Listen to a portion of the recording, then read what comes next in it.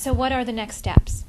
Well, the next steps are, firstly, for us to investigate what we're calling this attenuation or this transmission gap. So we're saying we can make a big difference to this parent-child interaction.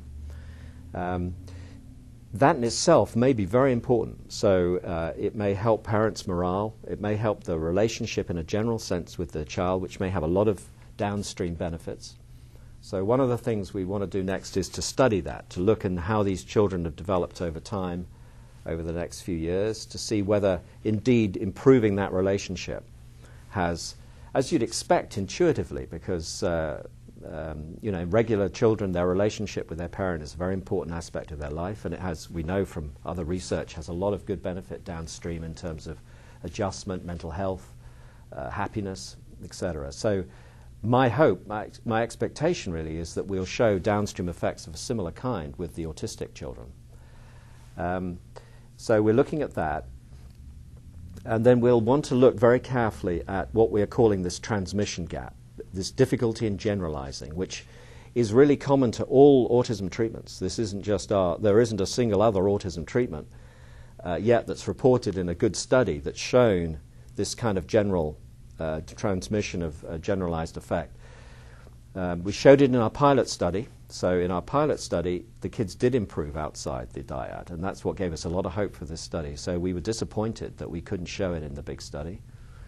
But what we're going to be looking at is the reason why we can't do that generalization, and whether, by having understood the reason, whether we can put some extra help in, some adjunct treatment, to help that generalization out. So we think we've got a good platform. The next step is to build on that to help the generalization into the child's regular life out in the community.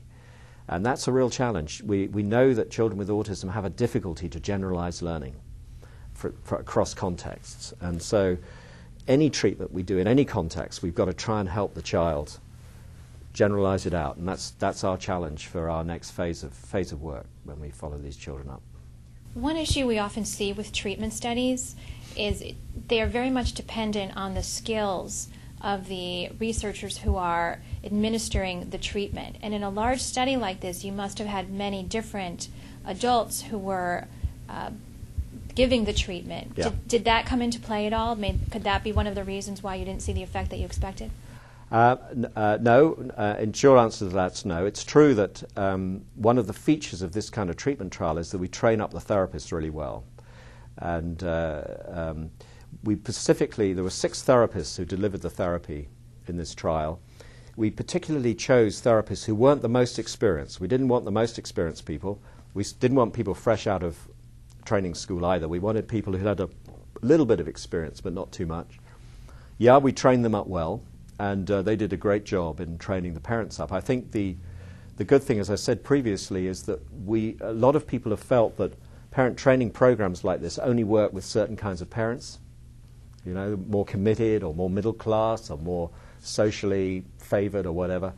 And we really show that that's not the case. We can make this change with the parents across the board with this kind of intervention. So the therapist's skill, we didn't show any differential effect by that. And it's one of the limitations of treatment studies, actually, is that generally you design them so you get really good therapists. And out in the real world, when you're applying the treatment, of course it'll vary. And it's difficult to control for that. It's an interesting issue. But obviously the implication of that is you've got to train up your therapists well out in the community. Yeah. Is there anything else that you want to add before we finish? Well, I think the main thing I want to say is that we are proud to have completed this trial. It, as I said before, is the largest trial that's been done, and it raises the kind of profile of autism treatment into a different level. So to have previously the kind of treatment studies in this area, including our own previous one, have been on small samples. The methodology hasn't always been brilliant. And so this, we feel and we're proud that this study raises the bar in terms of methodology.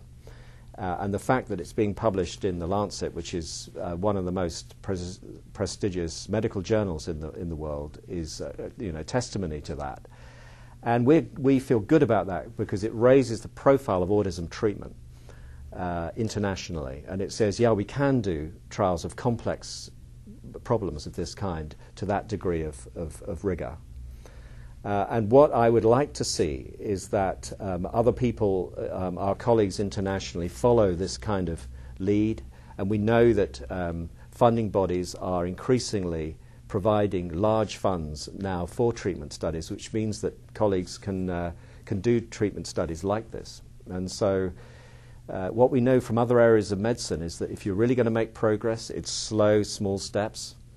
And each treatment trial gives you really interesting results, both positive and negative, and you build on that in the next trial. Colleagues elsewhere do the same thing. They try and replicate what you did and everything. And these small steps amongst the community of people doing these trials that makes progress. You don't get slam dunk, massive change necessarily in a complex problem like this. It's small steps. And we know from, as I say, other areas of medicine where this has happened. Childhood leukemia is a very nice example where before the onset of this series of treatment trials that was done of this kind of thing, in this kind of way, most children died of leukemia. And over a period of around 15 years, a series of treatment trials of this randomized type were done, one after the other, building on each one, incremental change each time. And that had the effect of shifting the life expectancy so that children with leukemia have a 80% chance of good survival now as opposed to very little chance before. And so what I really hope is that we can build a series of trials like this for autism so that in 10, 15 years' time we'll have achieved something similar for our patients. Well, thank you so much for joining us today. Okay.